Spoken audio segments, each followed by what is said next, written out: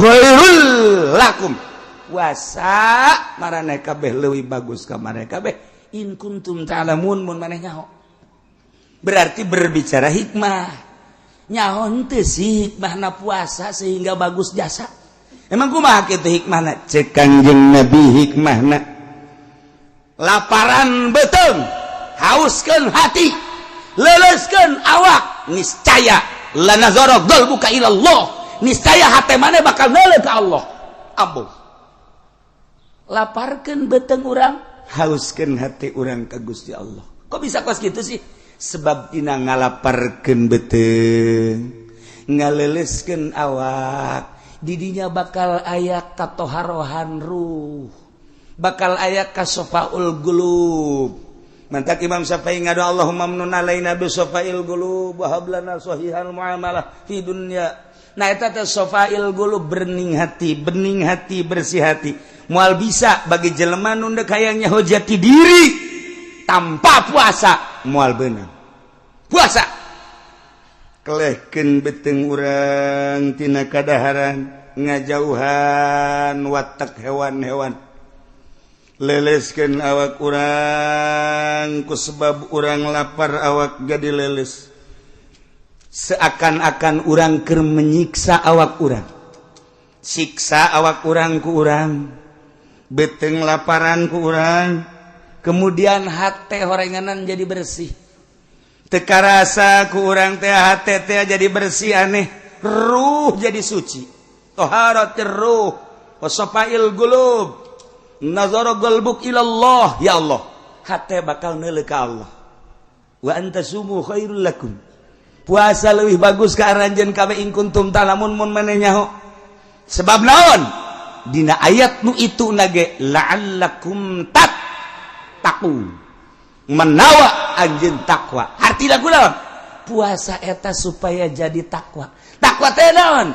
Nganyahokeun diri urang bahwa diri urang hamba sieun ka Allah. Maka urang nuturkeun aturan Allah. Bakal akur puasa manu sugih jeung nu susah. Nu sugih puasa mah teu dahar teu nginum teu jima, nu susah ge teu dahar teu nginum teu jima. Sugan aya perbedaan, jang nu susah mah ti isuk-isuk ti subuh datang ka magrib, jang nu sugih mah salantaran loba duit datang ka lohor bae jang teu. Akur. Wa antasubu khairul lakum in kuntum ta'lamun. Akur bae nu sugih jeung nu susah. Nomor kahiji. Nomor kedua, bakal nimbulkeun talattuf wa tarahum. Sebab naon? Hate geus bening. Ketika orang sapoe dua poe ngarasakeun lapar, awak leuleus, hate beuki caang, roh beuki bersih, neuleuh urang ka jelema nu susah. Bari mikir horenganan lapar teh kos kieu, mana teuing batur anu terus-terusan lapar, timbul talattuf tarahum, hayang mere. Nu matak jelema nu boga di bulan puasa mah saplit-plitan nu sugih tetep bae, saplit-plitan nu boga tetep bae aya merena. Aya bae merena di bulan puasa mah. Sebab naon? Hatena keur diurus ku Allah. Cak Kangjeng Nabi wa antasumu khairul lakum in kuntum ta'lamun. Lamun tadi menceritakeun ya ayyuhalladzina amanu kutiba alaikumussyam, hukum puasa turun ayat eta teh tahun kadua hijrah, sabada Kangjeng Nabi hijrah ti Mekkah ka Madinah tahun kahiji macan aya puasa, tahun kadua turun ayat ya ayyuhalladzina amanu kutiba alaikumussyam, jadi diinstruksikan puasa tahun kedua. Sementara Kangjeng Nabi di Madinah 10 tahun. Kangjeng Nabi 10 tahun cokot tahun teu puasa 9 tahun. Jadi Kangjeng Nabi puasa 9 tahun. Kuluhan nawakis kabeh 29. Hanya 1 nu 30 poe. Kangjeng Nabi puasa teh 29 hanya sakali nu 30 poe. Pikih cerita anak ketika turun ayat wa antasumu khairul lakum in kuntum ta'lamun. Puasa aranjeun kabeh leuwih bagus ka aranjeun ge lamun nyaho. Berarti kan berbicara hikmah. Lamun tadi berbicara hukum kaparduan anak, lamun carita kaparduan berarti hukum. Tidinya aya syarat jeung aya rukunna. Nah, diijmakeunlah ku ulama. Ditinjau tina ayat, kemudian ucapan Kangjeng Nabi, jadilah sebuah ketentuan hukum. Ialah fikih, wajiblah puasa, syarat sekian, rukunna sekian, pembatalanana sekian. Ialah hukum. Tina hiji ayat, ya ayyuhalladzina amanu kutiba alaikumusiyam kama kutiba alal ladzina min qablikum la'allakum tattaqun. Ayyaman ma'dudat. Hese urang mah lantaran urang mah teu nyaho asal usulna. Asbab wurudna teu nyaho, asbab nuzulna teu nyaho. Kemudian jadikeun syarat jeung rukun go hese lain lalagan. Kudu dibongkar melalui usul fikih. Nah, tarima asak bae geus urang mah ijma ulama. Mantek lamun Muhammadiyah teu makekeun ka ulama, boloon. Bohong deui nyana. Dek dang tibana atuh jam maca Quran ge hese. Maca hadis ge atuh hese. Nyana ge sebenarnya mah hate leutik mah percaya ieu enggak embung ngomongkeun gengsi ka NU. Sakitu doang. Gas antepkeun atuh nyana-nyana aja sarua puasana maka Allah. Urang-urangan urang mah ngeunaheun geus aya anu mangrangkumkeun Imam kitu Syafi'i. Ah embung make Syafi'i lah. Hayang make Hambali bae sebab urang boga tatangga Haji Hambali atuh mangga. Sing hade bebesi salah ke Hambali eta deui. Atek mana Hanafi bae hegae dek make Maliki mah eta mah. Pokona mah mazhab anu opat mah mudawan. Silakeun tamangis. Baik dek make nu mana-mana ge. Acenah urang mah dek pindah-pindah bae. Kumaha pindah-pindah teh? Poe ieu puasa teh dek make Syafi'i, isuk make Hambali. Engke poe ka opat make Maliki, poe kalima mah poe pake katilu make Maliki, ka opat make Hanafi. Balik deui ka Syafi'i atuh bae. Becus mah. Aduh apa eta Said Maliki mah kan mantang disebut Said Maliki. Eta teh nyana teh mazhab Maliki nu dipake ku nyana nama lain Maliki bae. Nyana kadang-kadang sataun make Syafi'i, kadang-kadang sataun make Hambali, kadang-kadang make kitu Hanafi, kadang make kanak Maliki. Eta teh kumaherna dina mazhab. Maher dina mazhab. Urang hebat. Urang mah teguh dina Syafi'i bae. Wajan kuku mah geus Syafi'i bae urang. Geus kapepet-pepet ka karak. Geus kapepet ka karak urang. Neangan. Hebat. Sebenarnya ieu nu paling hebat bah. Nu koski nu paling hebat mantak diakui dunia ge. Urang Mesir ge urang Mesir. Anu manehanana hebat jasa ilmuna ka urang Indonesia mah. Tak. Angkat topi ka urang Indonesia mah sebab terus bae Syafi'i. Pajar pinter horeng nyahonangan eta mah.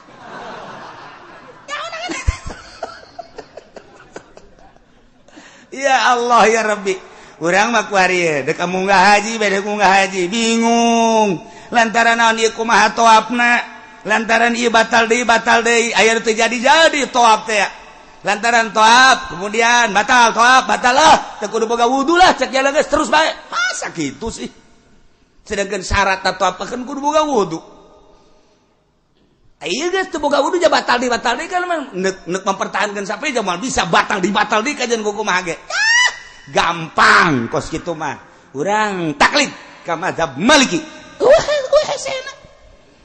Taklidna tira sapake taklidna teh kuduna wudu jeung toapna. Toap jeung wuduna berarti sebab eta ta'alluq wudu jeung kitu kana toap. Kos kitu mah hese cenah. Sia mah dibere babari ge hese kana bae yo. Geus kieu tuh wuduna wudu Syafi'i nu bodoh mah. Engke top Maliki, jang nu bodoh masalah. Jang nu bodoh mah dikitukeun ge hese kana bae. Aing mah cenah kumaha aing dah los kumaha siapa ya tuh geus. Kumaha siapa nu bodoh mah geus lah. Lah cenah pangeran mah tuh geus ngahampura bae ka aing mah. Aing ku daekna ge ka Mekah geus pohara sakeuna geus. Wah moal ngadengkeun kiai ngeribet sakeuna teh. Los. Masalah. Tama kos jelema anu ieu teh anu kompetisi. Gara-gara calon lurah kemudian terepeh nu ieu menang nu ieu eleh, akhirna nu elehnya masjid. Ieu baheula ieu mah carita. Akhirna ieu masjid kan deukeutah. Atuh kan dirinya make promosi. Woi dulur, maningan ke masjid dia anyar cek ngeunaheun dipake nage al jadid ladid walau kal hamid pan kitu amat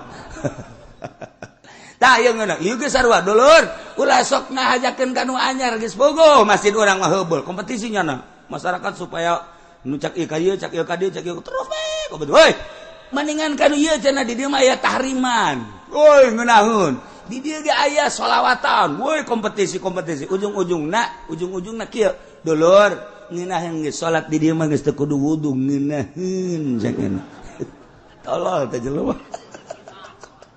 ya pokokna salat kana itu mah kudu wudu bae di dieu mah teu wudu ge jadi bae cenah teh ngasid anyar mah geus nu narimana mah pangeran ieu geus asal asup salat beres atuh pinuh di dieu jelema barodo atuh asal datang kadinya salat teu kudu wudu nyampe ke deui masyarakat dulur di masjid anyar mah asal salat bae teu kudu wudu ngeunaheun cenah pada eta hese tak kos kitu tah nisbat dinu bodoh mah ye ge kitu toh padahal mah gampang urang wudu ku arieu nih taklid ka madzhab maliki urang belajar wudu maliki sarua wudu mah jeung wudu sapengan pedah bedana nya nama ieu doang urang mah ngusap sirah aing nama dikumbah nu mantaknya nama kumbah ge kitu lang zet tak adi kana sirahna beres jadi geus kadituna toab amprok antal jeung awewe teu batal mazhab maliki mazhab hanafi nyan hanafi nya nama antal jeung awewe teu batal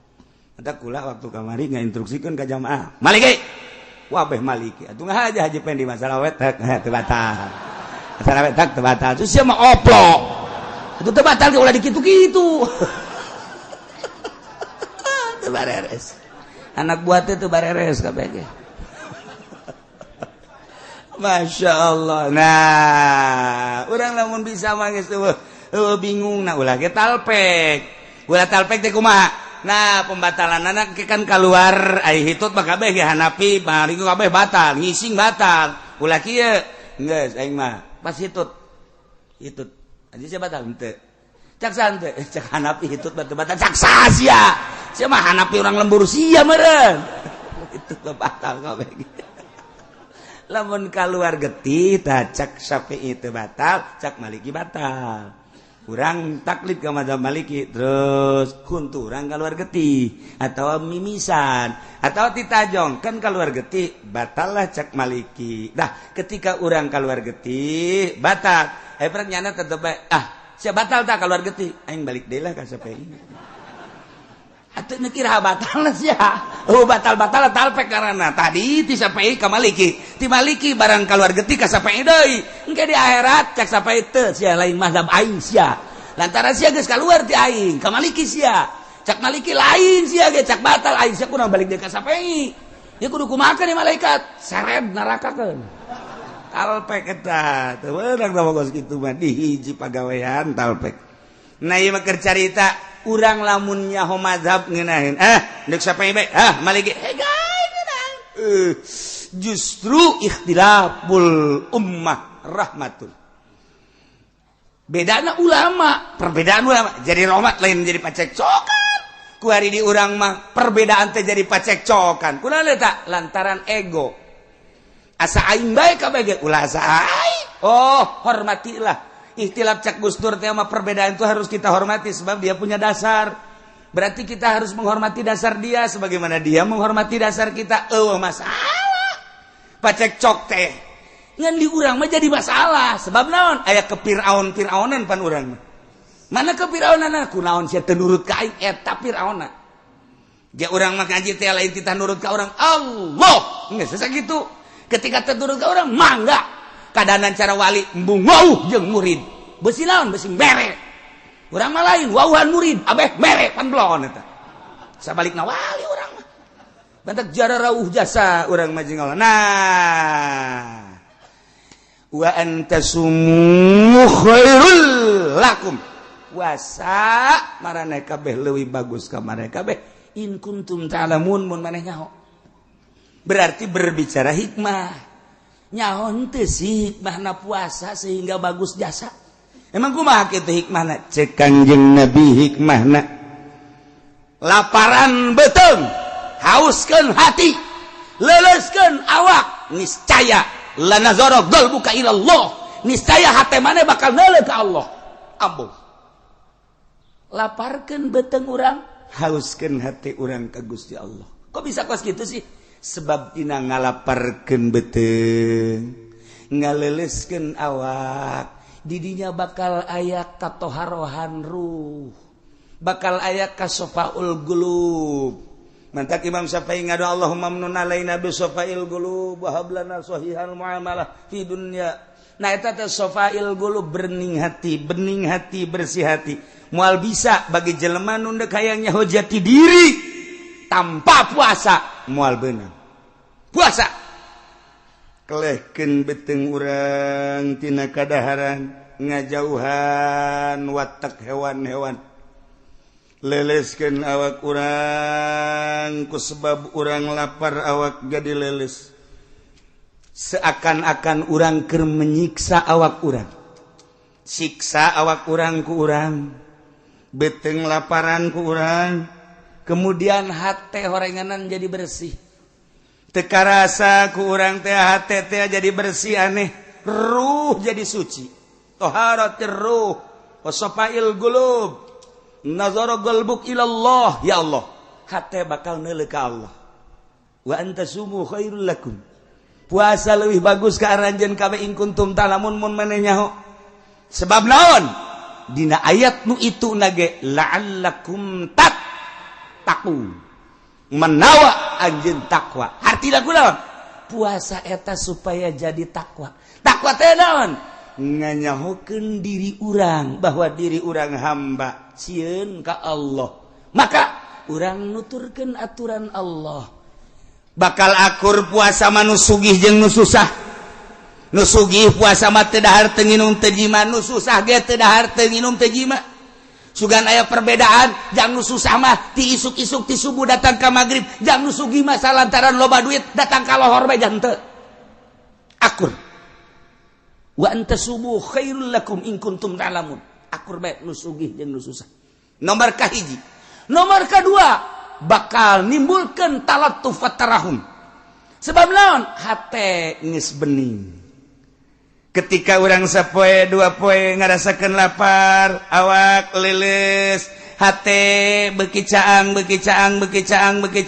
roh beuki bersih, neuleuh urang ka jelema nu susah. Bari mikir horenganan lapar teh kos kieu, mana teuing batur anu terus-terusan lapar, timbul talattuf wa tarahum, hayang mere. Nu matak jelema nu boga di bulan puasa mah saplit-plitan nu sugih tetep bae, saplit-plitan nu boga tetep bae aya merena.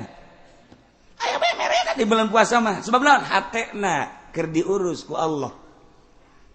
Teh betengna ku urang di laparan, awak leles, mulai hate nyai-nyayan neuleuh ka Allah. Adapun neuleuhna ka Allah nisbi, kumaha kekuatan diri urang. Urang lamun ditanya, siap puasa? Puasa. Dahar atuh embung. Kurang sieun.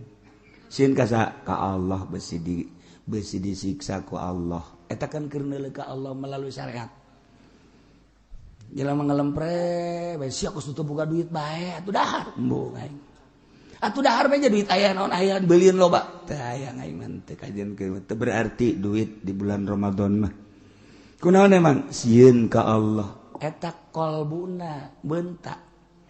Teu nu sugih teu nu susah. Kumaha nu? Sia kunaon lapar. Naon kitu ngaranna? Nyang bae. Lapar. Emang kunaon puasa? Atuh meuli bae, teu boga duit pantes atuh sia mah. Teu boga duit ieu. Nu teu boga duit tetep bae. Berarti di dieu aya naon ieu? Aya nimbulkeun kaistimewaan jiwa urang sehingga urang tertata rapi. Jam ku urang dideuleukeun bae. Deuleuh uluh kakarak jam 4 2 jam deui. Geus dihitungan bae. Neuleuh deui jam 5 sajam deui. Waduh, setengah jam deh, gelas geus dikiekeun bae gelas. Sia naon setengah jam deh diambean. Aing ngambean mah geus seger sagena. Suara jasa. Eta teh lain lalagata. Jadi urang tadi dididik, disiplin, nusugi, nususah, tersiplin guayana bulan puasa. Wa antasumu khairul lakum. In kuntum ta'lamun mun maneh nyaho. Sehingga orang terdidik, tersiplin, nusugi, nususah tetep bae bareng bae bukan. Masyaallah karim. Nu paling istimewa la'allakum takun. Ieu teh nimbulkeun pengabdian nu sejati ka Gusti Allah. Mentet didinya terbagi engke bakalna puasa. Hiji aya puasa awam.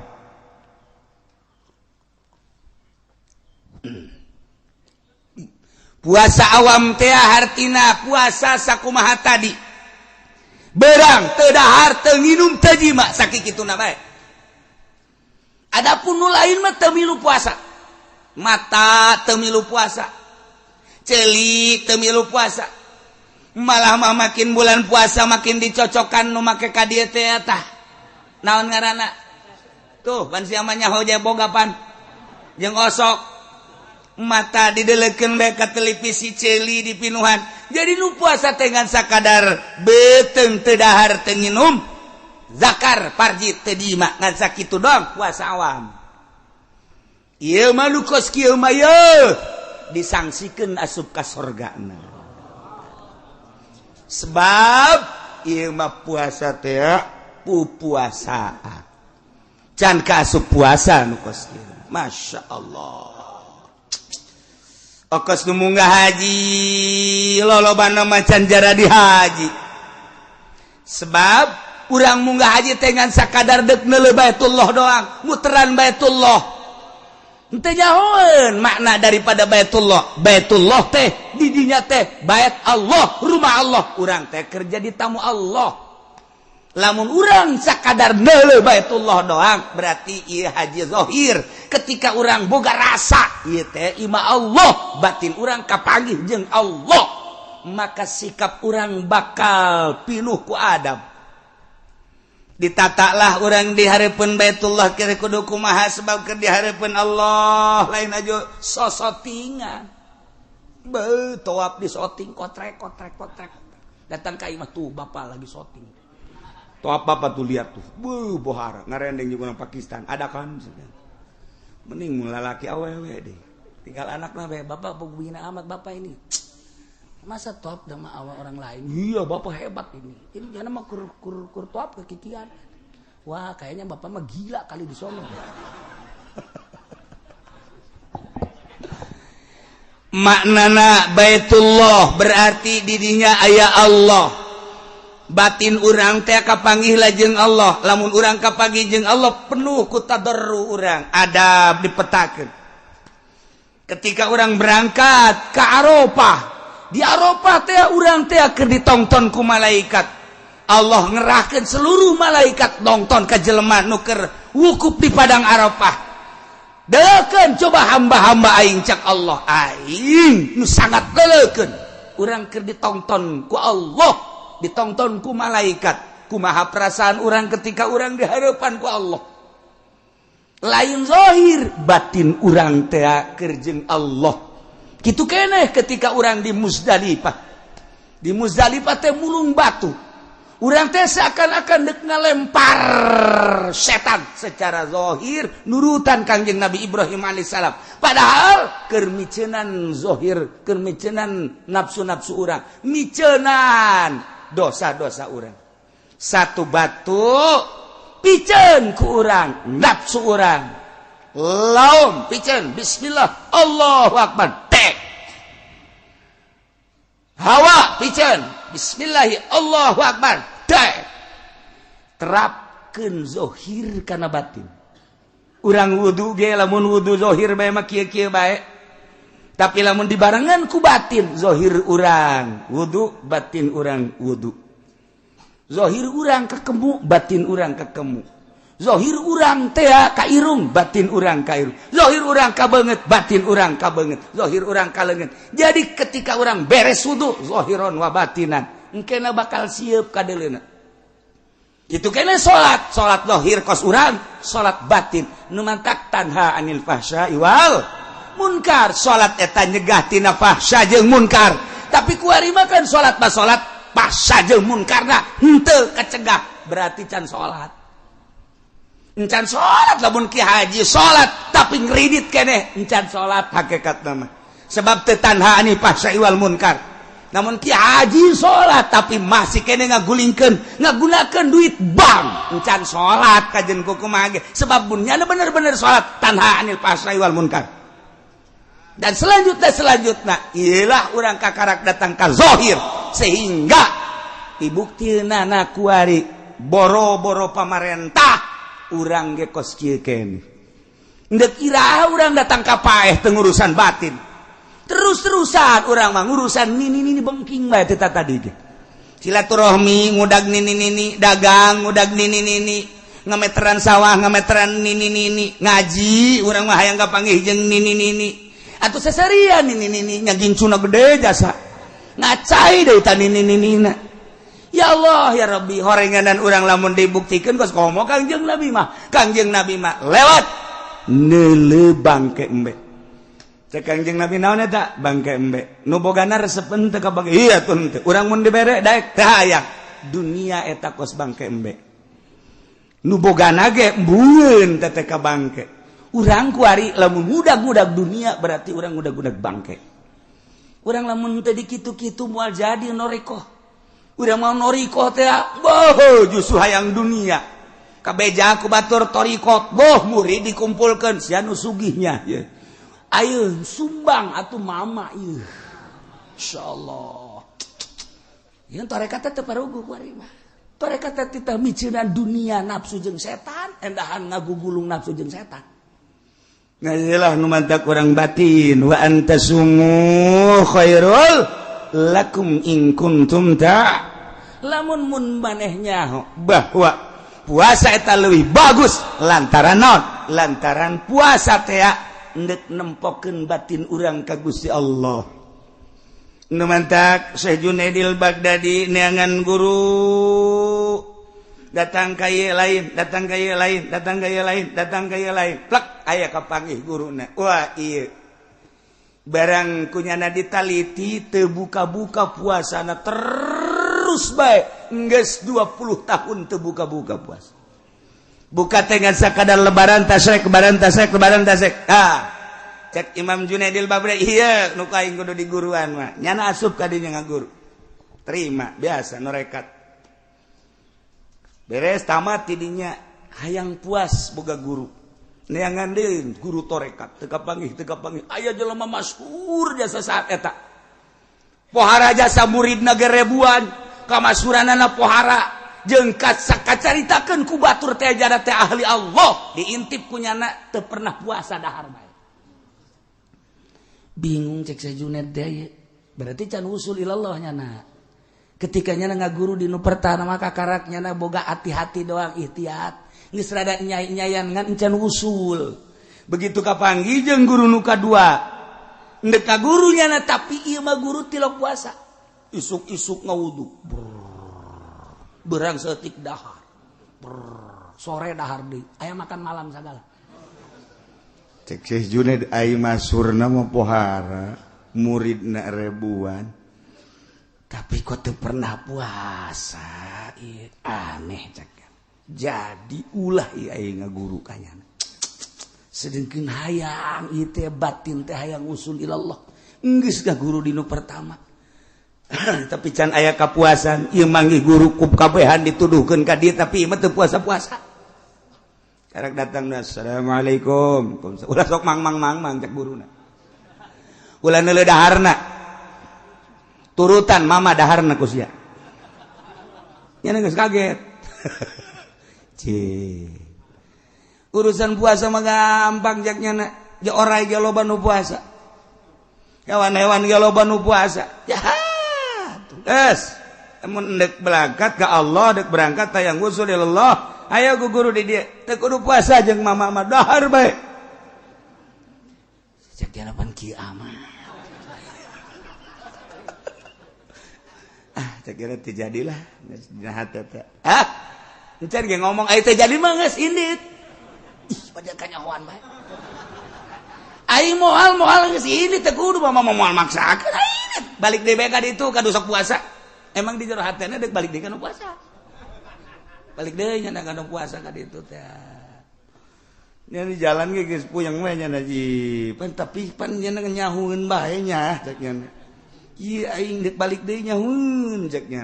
Dah ieu si kumaha mang aing mamang balik deui datang da ka nu puasa bae. Datang ka ditu pan teu jadi atuh guguruna ka ditu.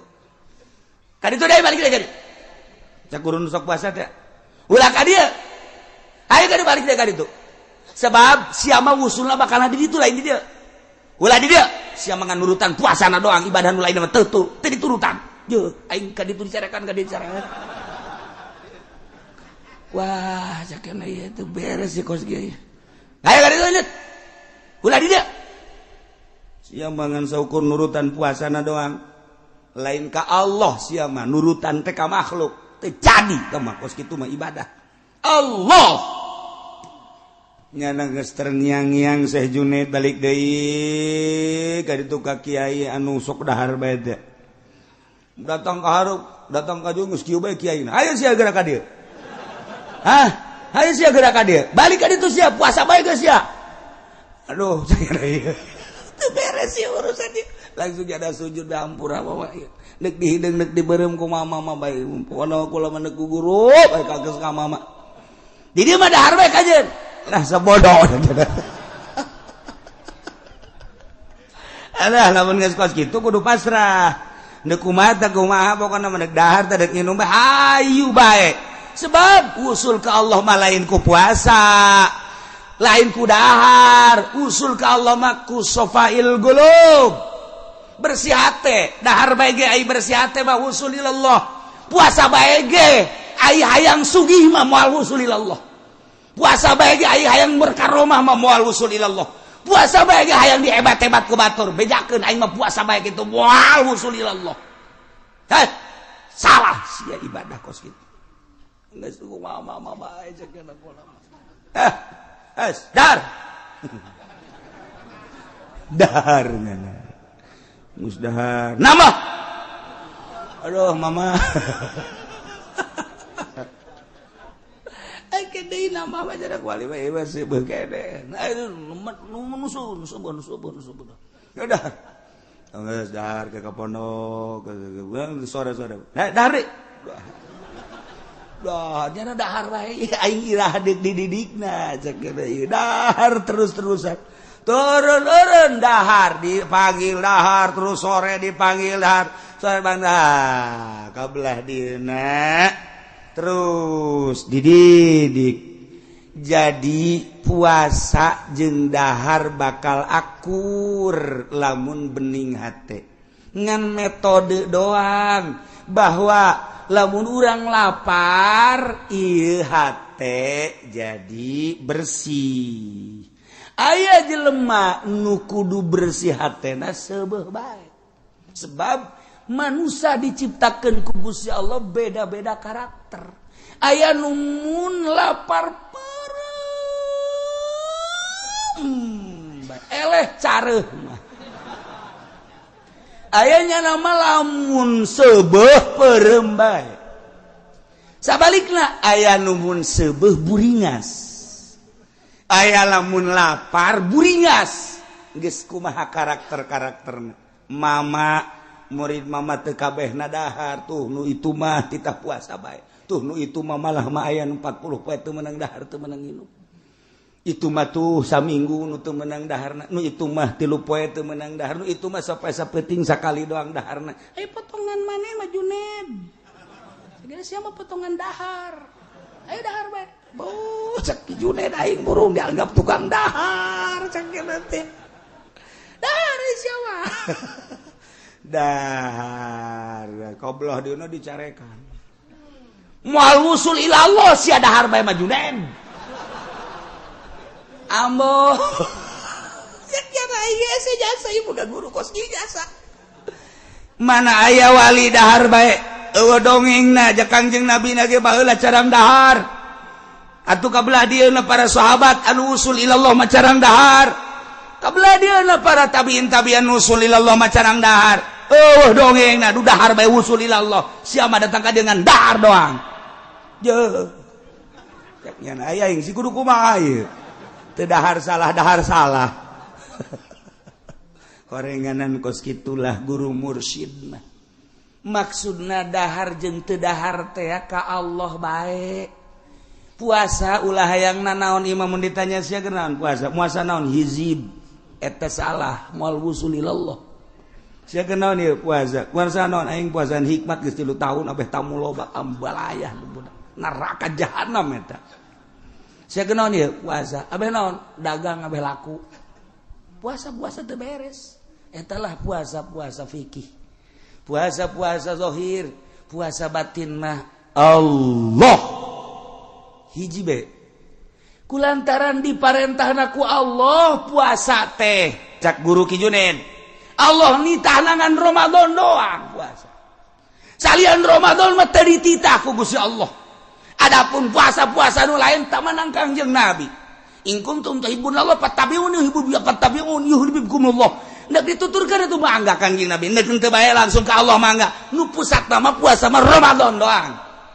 Allah tah nu nitah hiji saja nama Kangjeng Nabi matak sian dek puasa ka Allah dek teu puasa ka Allah ulah nurutan guru ieu mah daharna ja guru aing ge dahar bae beresna sia kajen kuku Allah ulah sok nurutan manusia ibadah satungtung nurutan manusia eta mah ngaranna ibadah zahir ibadah batin mah hiji bae Allah sia kajen guru ka mana Junaid lamun satungtung nurutan manusia bae moal husul ilallah hiji bae Allah puasa cak Allah teu puasa cak Allah kukumaha ge cak Allah bae ge geura tereh geura ge tereh ge ayo dipetakeun Syekh Junaid teh anggap maneh teh keur ka Mekah Junaid lamun ka Mekah teh kan kudu make pakaian ihram begitu datang ka Baitullah teh maneh teh kudu tawaf di dia teh kan jadi tamu Allah ulah jadi tamu Arab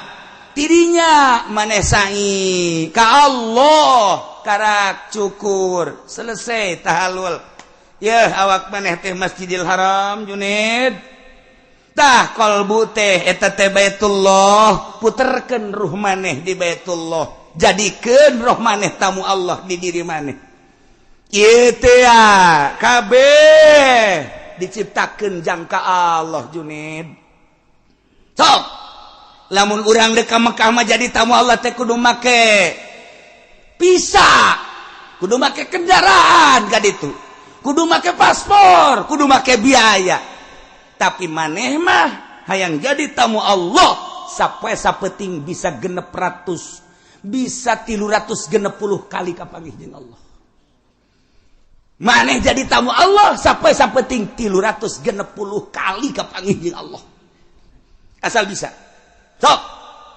berem sidakep cekel hate cekel galbu sok rasakeun bahwa di diri maneh teh di jero aya Baitullahan wa tahhir baiti lil taifina wal akifina sok bersihkeun ku maneh hate maneh ulah aya nu narangtung di jero hate tahhir baitia qalbu sucikeun di taifin wal akifin war ruk'is sujud ulah aya duniaan ulah aya makhlukan ulah aya nafsuan bersihan toapkeun roh maneh di dinya moal kebal kapanggih maneh jeung Gusti Allah geura-ge teu kudu puasa dek puasa mangga dek dahar mangga beda horeng perjalanan batin mah urang mun kuari nyaritakeun puasa nu tadi puasa parentah Allah Ramadan melalui fikih tadi teh puasa umum kuari urang naik ka puasa khusus ilukeun raga urang puasa lamun tadi teu dahar teu nginum teu jima kuari raga urang pilukeun puasa puasakeun mata puasakeun ceuli puasakeun irung puasakeun sungut puasakeun leungeun puasakeun dubur kubul jeung suku sok milukeun puasa ulah sadeuleu-deuleuna ulah sadenge-dengena ulah saambe-ambeuna ulah salempang-lempangna ulah sacekel-cekelna sakumaha Allah ngainstruksikeun puasa puasakeun raga urang ilah puasa khusus puasa para sholihin urang lamun geus datang ka dinya bakal ngeunaheun karasana ku urang gerege puasa tah siapkeun ti kuari jang dapur abeh ulah kaganggu urang mana kade panggil ku urang pamajikan lamun urang mama sini sini duduk sini lamun urang lembur mah nyai kade nyai diuk di dieu naon aki nyai jeung aki ieu dek bulan puasa kakak yang tentrem ibadah tah ieu mah urusan dapur pakaian budak didinya kabeh tah geus disadiakeun 50 jutanya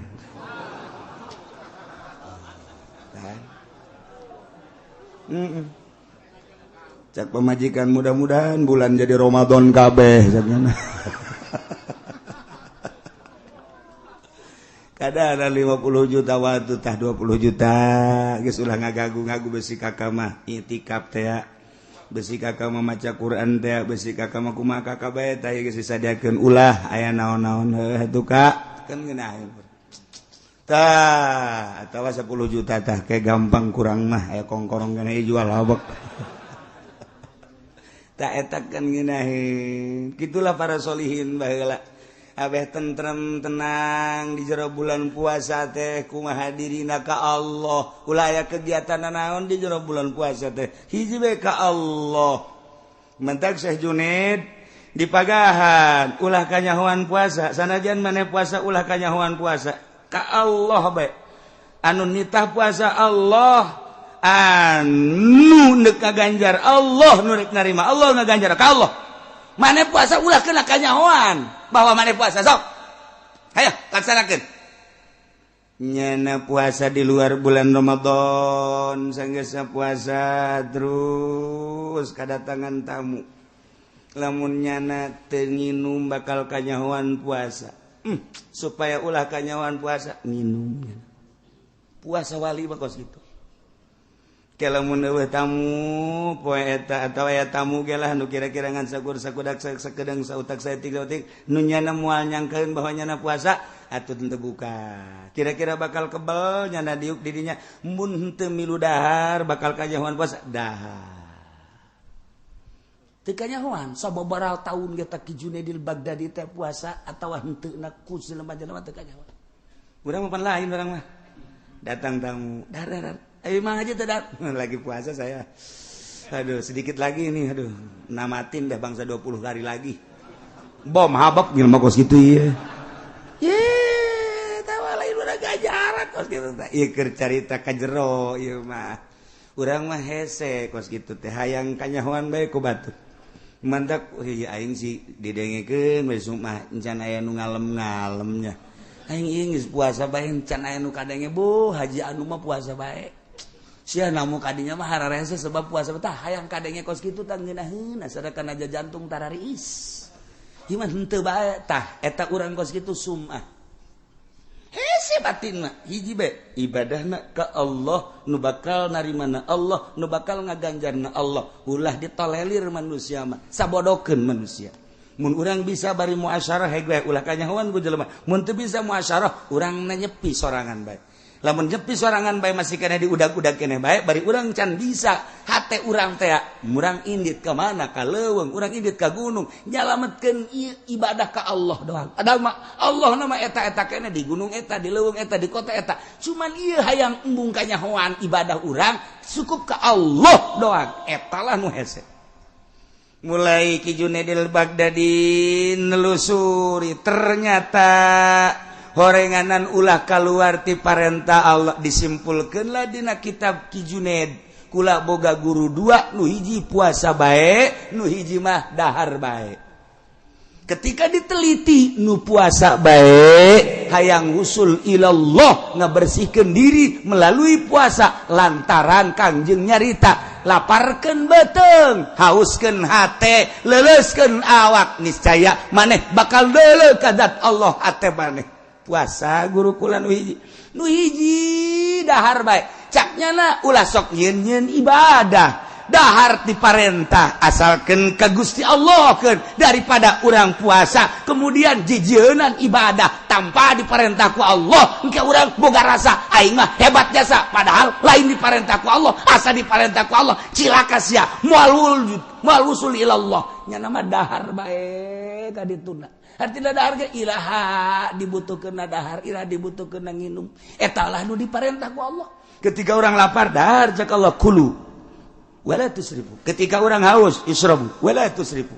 Ketika orang tuduh sare etalah sesuai jeung perintah Allah asal urangna asa diparentah ku Allah usul duanana ilallah tinggal urang bedek milih nu mana neuk puasa bae mangga neuk dahar bae mangga asana urang memilih nu dahar bae tungtungna mah atuh beuteung jebag usul mah henteu.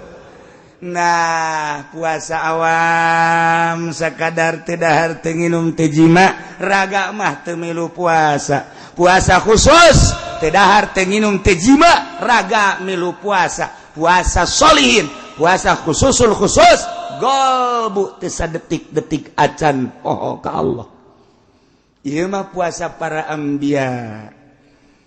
Di samping teu dahar teu nginum teu jima raga milu puasa celi mata celi irung kabeh milu puasa golbu teu dipohokeun ka Allah barang sadetik ge pohona ka Allah lamun poho ka Allah ceurik nya nama jeung ceurikeun poho ka Allah yang ceurikan poho ka Allah masyaallah kan kitulah tahapan-tahapan jelema berpuasa ka Allah tinggal urang di jero bulan Ramadan wayahna di samping teu dahar teu nginum teu jima raga urang pilukeun puasa TV ku urang ulah pati disetel teuing HP ulah pati diumbar teuing ubral obro aya nu teu mangpaat maksudna teu mangpaat aya mangpaat mah pek bae mangpaat keagamaan rohani urang kitu keneh urang ubral obrol aya teu mangpaat mah ulah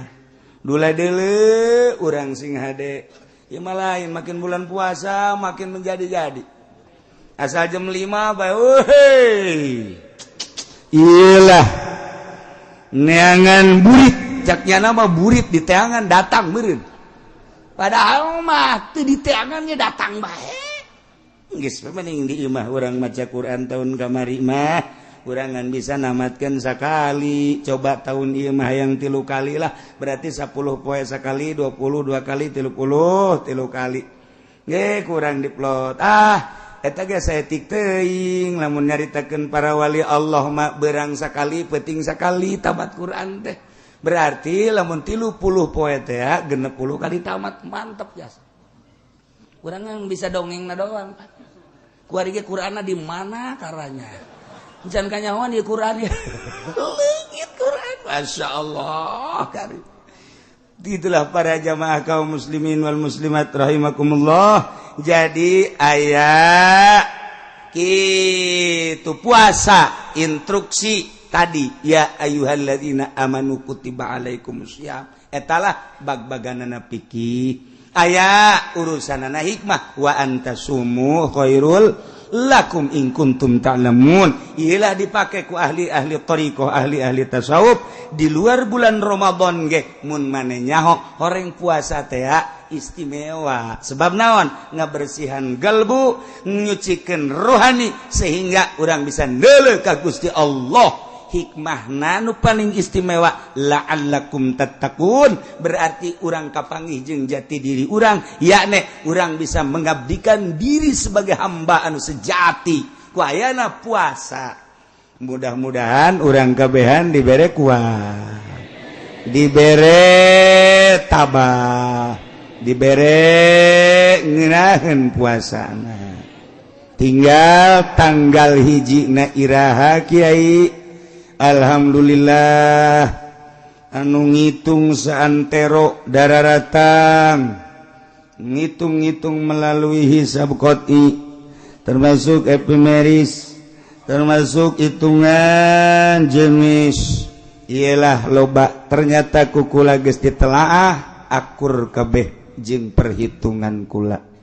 Alhamdulillah tina sekian anu ngitung ieu hasilna tahun ieu insyaallah urang puasa bakal bareng sebab derajatna gedena luar biasa. Hadhil harakah li amalil hisab li ma'rifati awal syahri Ramadan sana 1436 Hijriah. Hasilna luar biasa. Aya nu ngiriman 5 di Jawa hiji, kemudian di daerah urang dan di Kulon. Nah ieu ngakurkeun hisab akur kabeh.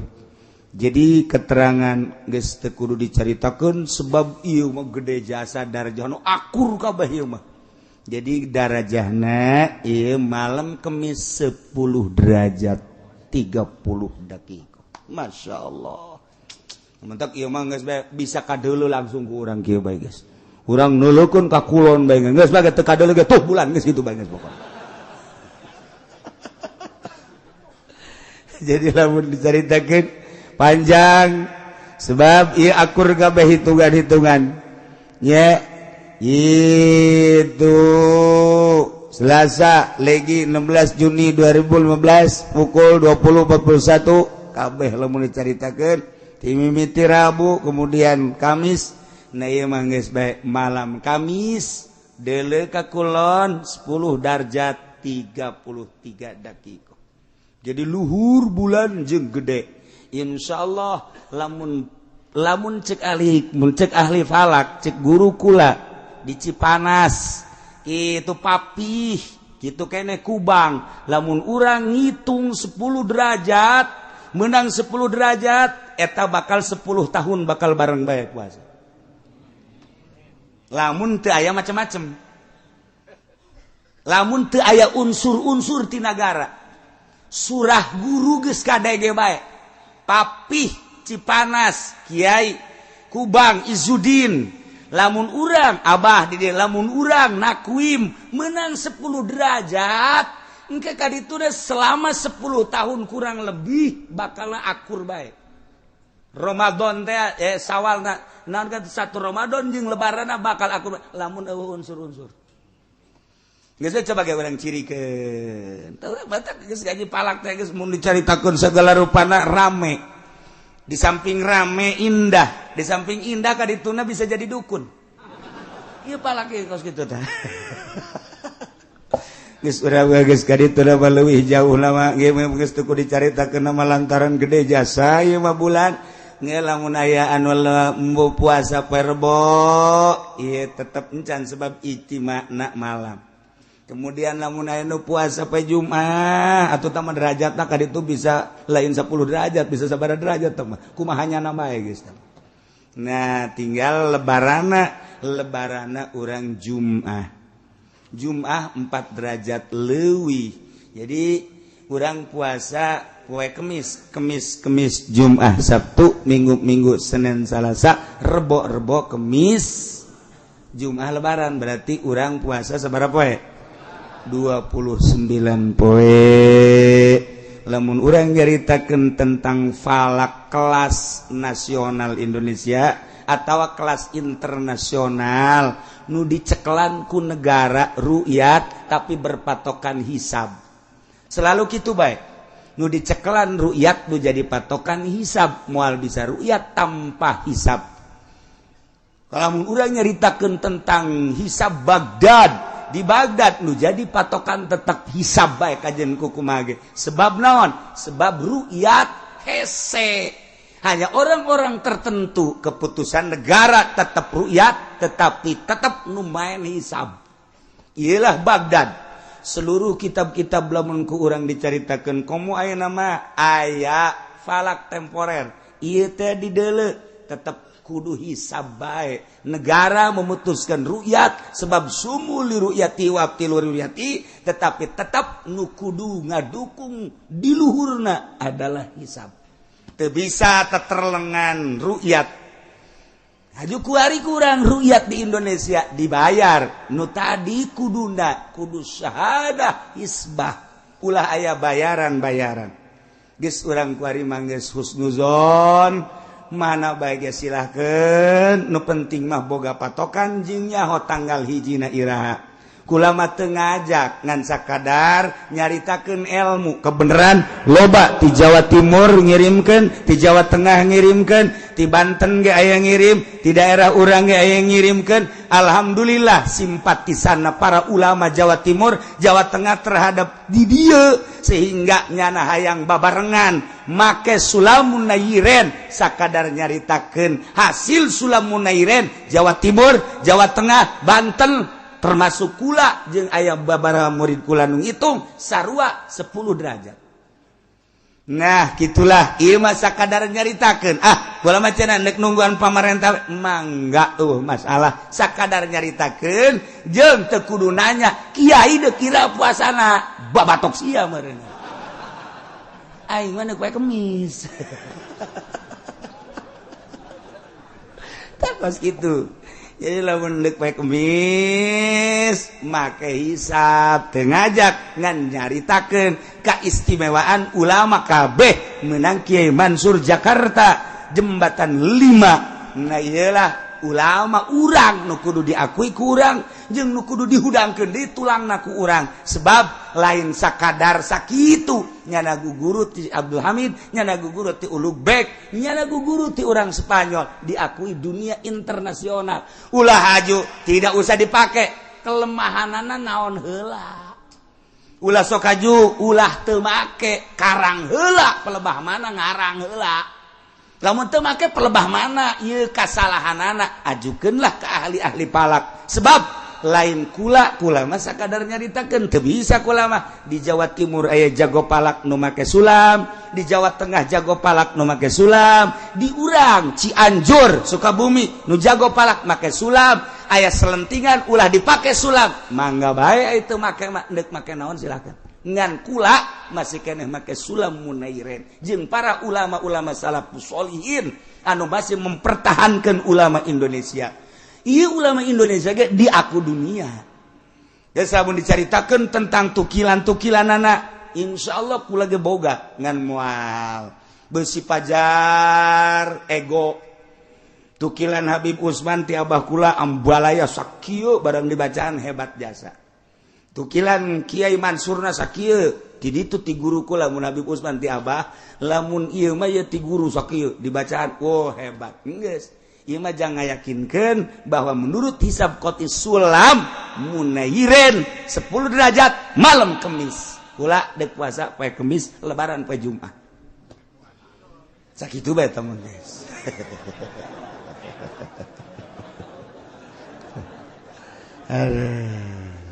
Loba jasa. Tah ieu mah nomor kahiji ala kadar dicaritakeun tentang puasa besi poho doang padahal mah geus nyaraho. Nomor kaduana nu penting mah tanggal hiji Ramadan alhamdulillah geus dicaritakeun poe Kemis bahkan lebarana poe Jumat urang puasa 29 hari. Kemudian selanjutnya salila urang ngaji kula mah sompral jeung sogol tapi eueuh maksudna naon iwal tidurutan guru-guru urang tuan Syekh lamun keur nyarita aya kasogolan abah kula aya naon maksudna ngaremukeun hate endeuh dirapihan deui hate kabeneran kasinggung nyanana bener-bener nutup hate salila ieu alhamdulillah eueuh nu kasinggung aya ge 1 2 3 4 5 6 7 8 9 aya nu ngomong kieu aing mah moal waga ngaji ka Cilongok cek nyana teh ditanya ku batu emang kunaon nyana mah nyinggungan bae bang sedengkeun aing make duit bang aing mah panjieun perumahan make bang aing moal waga ka Cilongok satungtung aing make duit bang Aju bebeja ka kula atuh saha nu ngundang deui na aing mah henteu ngitan teu ngundang teu jeung aing mah teu perlu ka sia atuh perlu ngadengikeun aing los teu perlu atuh masalah ka di akhirat ge masing-masing bae aing ka surga atuh sia-sia cenah sok aju mantep jae sok aju yakin ka surga. Atuh aing teh yakin ka surga mah kumaha ngajakna. Aing teh yakin jasa bakal ka surga. Boh cenah sok amat. Aing dihareupeun sia mah aing sok-sok. Mun dihareupeun Allah aing teu. Ieu mah keur carita kasogolan kula masalah eueuh nu dituju hiji-hiji jelema. Ngan sakadar yu urang babarengan mengenal Allah melalui syariat, mengenal Allah melalui thariqah, kadaanan urang mengenal Allah datang ka hakikatna. Salila satahun dina pengajian tentu kasogolan kula karasa na iyalah hampurakeun kula jeung kula insyaallah ngahampura. Kahiji nomor kaduana besi aya kasalahan-kasalahan naon kula hampura jeung jamaah kabeh teu kudu menta hampura ku kula geus dihampura. Berarti tingkah ucap jeung pagawean besi aya salah kula jeung bapak-bapak ibu-ibu kabehan ulah aya naon urang silih hampurakeun. Urang kuari babarengan mudah-mudahan ke di akhirat ge babarengan deui.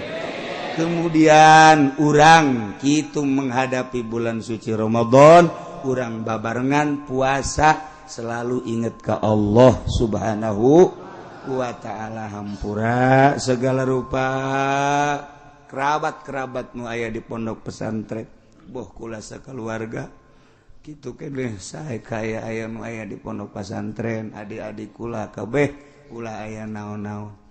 Ya, jadi orang kuari terakhir pengajian untuk di tahun ieu mudah-mudahan ke urang kapanggih deui di bulan Syawal kabeneran aya haul abah nu kabeneran aya waktu dina haul abah urang lebaran poe Jumat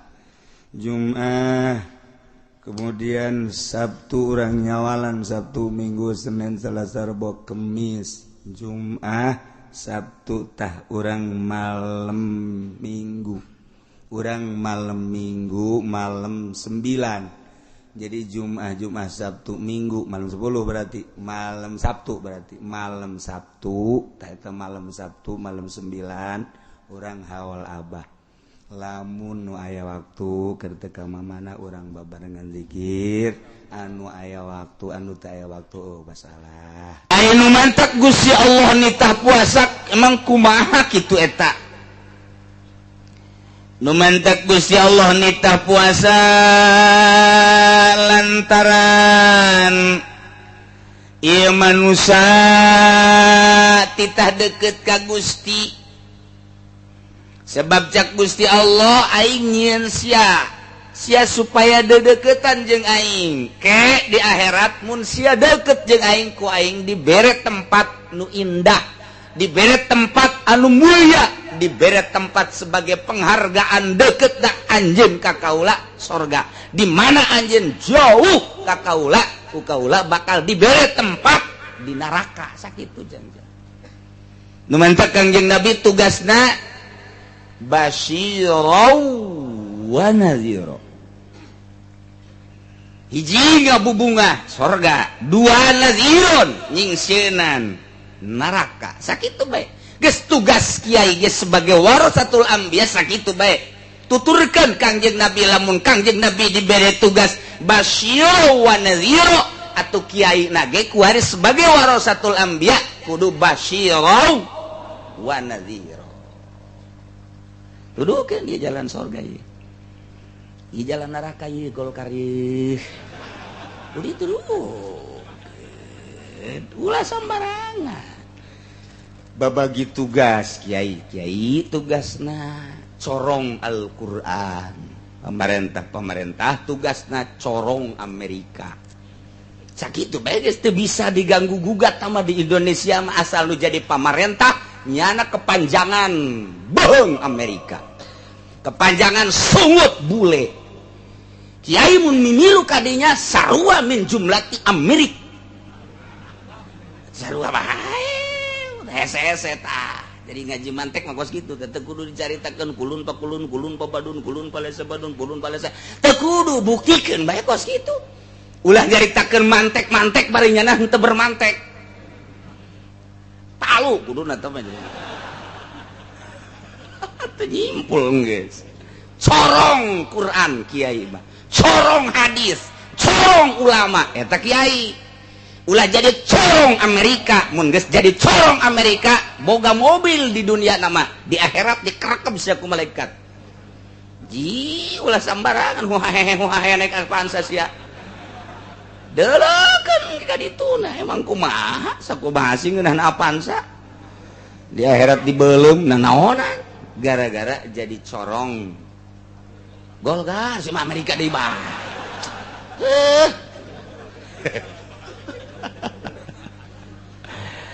Atuh nun teu bae. Ngan hampir kitu bae kabeh. Ieu mah keur carita kasimpulan. Dihenteu teh atuh kitu bae. Dihenteu teh ge kula mangan sakadar ngabejakeun doang pedah Kangjeng Nabi basyirau wa syahidaw wa mubasysyirau wa nadhir. Kumaha kitu kieu lazatud dunya arbaatun kalazatan dunya aya opat sakadar opat kanikmatan dunia hiji at'am dahar dua wasyarab nginum tilu wal jima'u jima sek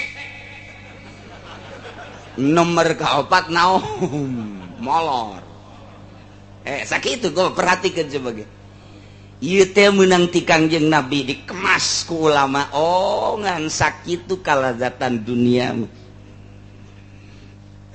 montak ibu lulusan ngajelaskeun ge nikmatud dunia salasah ngan nama kadituna aya idkhulul zakar bisa dulu eta ibu lulus lah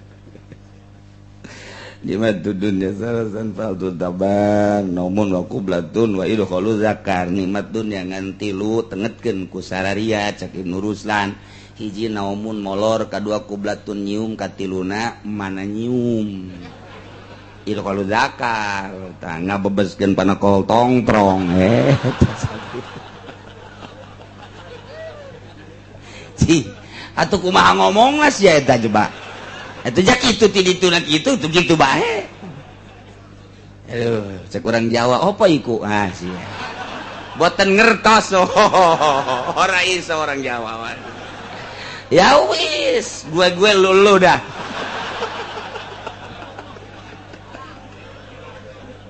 Apa iku cenah? Aduh, Masya Allah. Emang orang Jawa mah pikasirian bae. Dikasarian bae ke cerita Gus Dur teh diundang ka Mekah ku raja dia aya nu dibawa ulama kiai 10 barang datang ka istana kerajaan di ditu di Arab aya aula di luhurna merekna aya mamnu'ud dukhul nyana kieu bae astagfirullahalazim gideg bae di teh di hareupeun lawang sambarkeun ku Gus Dur ono apa sih Gus Dur iki segala opo iku iki mamnu duhul dilarang berduhul di sana berarti ini tempat duhul katanya waduh cek Gus Dur teh dasar teh nyakola orang NU teh nyakola ini mah dilarang masuk bayinya di Indonesia nyebut duhul teh ka pemajikan jadi itu barang kamar mamnu duhul emang ini tempat duhul kali ya tuh emang itu ngaraji kos gitu ta mamnu duhul padahal tempat kiki tua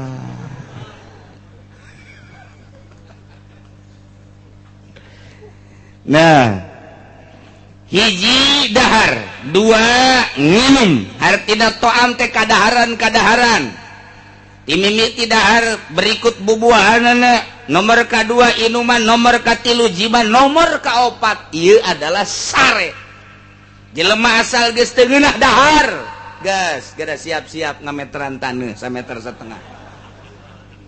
2 meter teu ngeunah nginum kitu keneh bae di mana-mana geus teu kuat jima geus moal kebal deui komo tuh cenah kiai geus 4 peuting teh teu bisa kunaon emang wallahu alam atuh geus ieu mamere bae cai ngan geura siap-siap bae ka ditu nek ngarendeng jeung abah apa jeung emak opat eta Nah, ternyata begitu diteliti fa innaha hijabun lil abdi anillah. Nu opat eta karena kalazatan dunia jadi hahalang terhadap manusia, terhadap hamba, terhadap jelema tidak deket ke Allah. Nu opat eta ngahalangan deket ke Allah. Jelema loba dahar jauh jeung Allah, loba nginum jauh jeung Allah. Eta mah deket jeung kebobule. Nomor katilu jima jauh jeung Allah. Nomor kaopat naom ieu pertama loba molor teh atuh jauh jeung Allah. Boro-boro jeung Allah atuh jeung dulurna ge jauh. Jeung atuh dulurna nanyakeun ka mana si eta? Hees. Aduh aing mah boro jeung Allah. Jeung dulurna jauh, jeung babaturanna teh jauh. Ieu molor. Nah ieu lah hijabun lil abdi anillah. Numandak wa idza furidas shaumu syahran ala wa idzan furidas shaumu syahran ala Muhammadin wa ummati. Kulantaran eta nu opat teh jadi hahalang terhadap hamba ka Gusti Allah. Allah mardukeun puasa ka Kangjeng Nabi jeung umatna tina sataun sabulan supaya ngarasa deket jeung Gusti Allah Subhanahu wa ta'ala. Urang di bulan Ramadan mah darekeut dasana ka Gusti. Insyaallah salaki bager ka pamajikan. Pamajikan bager ka salaki. Eta Ramadan teh kos kitu tah. Ka anak bager, ka tatangga bager, anu boga mere, nu teu boga menta bager ngaranna. Insyaallah, insyaallah. Istimewa jasa. Ya Allah, ya Allah. Hiji. Nomor kedua na hikmah tidak dipardukeun puasa 30 poe. Lumantak ieu puasa 30 poe atawa sabulan. Kunaon emang? Kieu sasakalanna. Inna abana Adam alaihi salatu wassalam, sanyana Kangjeng Nabi Adam bapa urang kabehan alaihi salatu wassalam lama akala begitu anjeunna ngadahar buah khuldi nu dilarang ku Gusti Allah, langsung ku Gusti Allah ditegur bakia min jawfihi miqdara salasina yauman, di jero beteung nyesa 30 poe. Ya Adam, hai Adam, turun maneh. Eta teh akan dilarang, teu meunang di deketan, teu meunang di dahar. Ku anjeun dirobak turun. Turunlah Kangjeng Nabi Adam. Nu dibawa ku Kangjeng Nabi Adam ti langit ti sorga opat. Nomor kahiji daun. Sebab pakaian eta kabeh kena dicopot ngan ampok-ampok doang. Nomor kedua kulit, iyalah nu pake beber ampok-ampok. Nomor katilu aya madu sacakslak dibawa ku Kangjeng Nabi Adam. Nomor kaopatna ieu adalah getah ambar. Opat Kangjeng Nabi Adam mawa ka dunia. Gitulah dongeng Kangjeng Nabi Adam. Langsung turun di India, ngusruk Kangjeng Nabi Adam sujud. Sanggasa sujud ku Gusti Allah diantepkeun bae satungtung eta buah nu aya di beuteung aya keneh. Beak-beak 30 poe. Eueuh 30 poe. Ya Adam irfa. Hei Adam, tanggah. Tah dihampura dosa sanggeusna kahitutkeun, kaisingkeun, kahitutkeun, kaisingkeun 30 poe ka 40 poena bersih, maka Kangjeng Nabi Adam ditarima tobatna. Tah dumadak urang ge kuari 30 poe dibersihan ya ditungtung tanda ditarima tobat menang Lailatul Qadar. Aduh Masya Allah, nikmat biasa menang Lailatul Qadar. Baca-baca teu kudu ngaburi nyai bae Lailatul Qadar mah. Urang ieu timiti puasa teh cedah dongeng na batur mah ngaburi nyai belah langit segala rupa Lailatul Qadar. Lain ku kitu bae Lailatul Qadar. Lain eta pamajikan haju seuri ge eta Lailatul Qadar. Aduh Gusti aing puasa teh dibere Lailatul Qadar aing ku Gusti Allah. Kunaon pamajikan nu biasa manyun bae seuri. Bunga teh Lailatul Qadar. Anak cium tangan. Biasa nama anak geus kieu bae. Naon ieu bah? Martil ya katarang abah ya. Tarang abah tapi bulan puasa mah cium tangan. Eta ngaranna Lailatul Qadar. Komo haju SMS-an jeung jahe mah. Eta mah neraka jahanam teman. Masya Allah karim. Tuh, iyalah hikmahna mentak Gusti Allah nitah puasa ka Kangjeng Nabi sareng umatna salasina yauman bilayaliha. Tak urang mudah-mudahan diberi sehat ku Gusti Allah, diberi jag-jag ku Gusti Allah, diberi daek urang ibadah ka Gusti Allah sehingga benar-benar urang menang ridho Allah Subhanahu wa taala. Diriwayatkeun dina disyaratkeun puasa teh kieu. Innallaha ta'ala khalaqal aqla. Sanyana Gusti Allah ngadamel akal. Begitu didamel eta akal ku Gusti Allah, cak Gusti Allah, ya aqlu aqbal. Akal madep. Fa aqbala. Akal madep ka Gusti Allah. Semoga cak Gusti Allah, ya aqlu adil. Akal mungkur anjeun. Akal adbaro mungkur. Nurut jasa akal. Cek Gusti Allah ya aqlu man anta wa man ana. Saha anjeun? Jeung saha kaula? Cik akal anta rabbi wa ana abduka dhaif. Gusti pangeran abdi, ari abdi mah hamba Gusti anu dhaif. Cik Gusti Allah ya aqlu ma khalaqtu khalqan a'azza minka. Kaula teu ngadamel makhluk nu leuwih mulia tibatan anjeun. Sebab anjeun mah geus ngaku jasa. Begitu ditanya man anta wa man ana, anjeun teh ngajawab anta rabbi wa ana abduka dhaif. Istimewa akal mah. Nyaho posisi eta akal. Nyaho tempat eta akal. Beres. Yes. Maneh ku kaula didamel makhluk nu pangmulia-mulyana, cicing maneh akal. Bakal diterapkeun di manusia maneh akal. Ya sukeun ka manusia-manusia ne urang ieu aya akalan. Nyaho posisi akal memang kumaha kitu. Akal nu sampurna teh nyaho posisi, kumaha nyaho posisina? Mun kopiah dipake di luhur ku akal kan. Sapatu dipake di dieu di handap. Hiji waktu sapatu dikahulukeun. Kopiah dikasukukeun akalan. Akalan teh geus kitu ngaranna. Pamajikan ku urang dihormat, pamajikan urang ka urang ngahormat akal. Hiji waktu pamajikan urang ku urang ditoler-toler, aya rangdang ora ku urang dimulyakeun, haji kurang akal.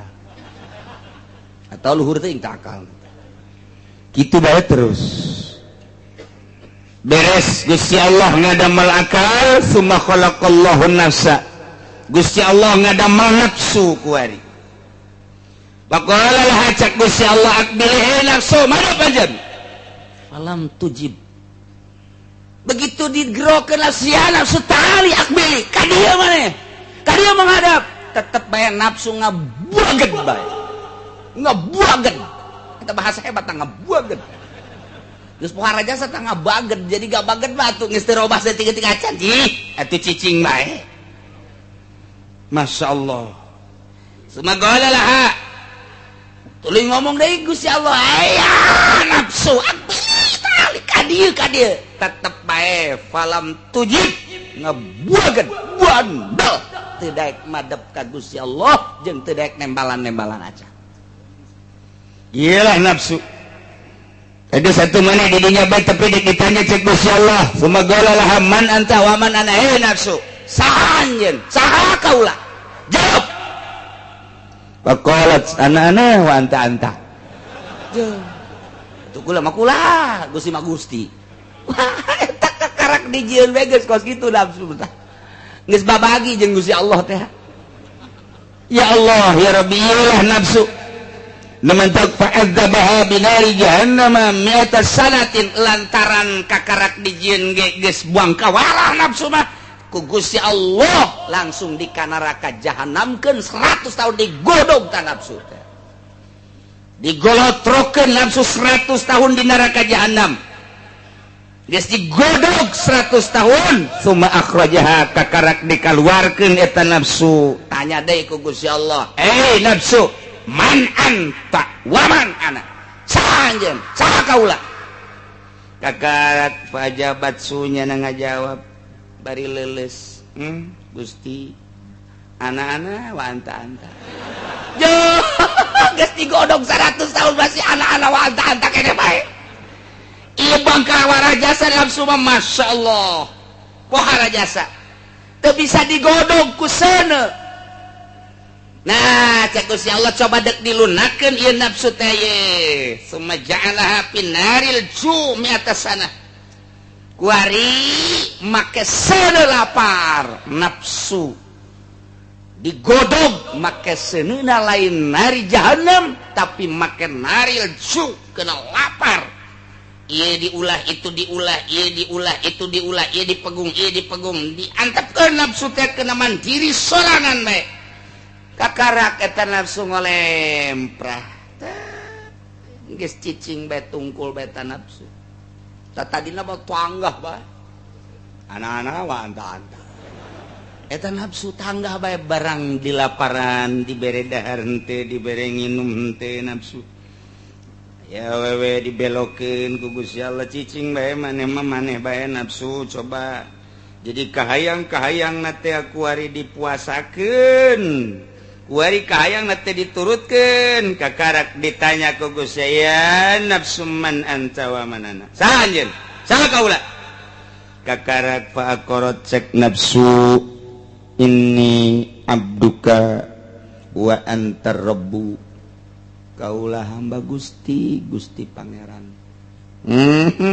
cek Allah teh orenganan maneh mah supaya ngaku ka aing pangeran teh oreng kudu dikosongan beuteung sia nafsu geus atuh kuari mah kieu bae lah wajaballahu alaihi wasallam bisabab dzalik manusia ku aing deuk dititah puasa supaya lunak nafsu nu aya di diri manusia tah kitulah nu mantak urang titah puasa teh aya nafsu geus di jero puasa ieu nafsu urang teh ulah dikepar bae ulah dikepar bae lempang na bonteng suri geus ngalirik we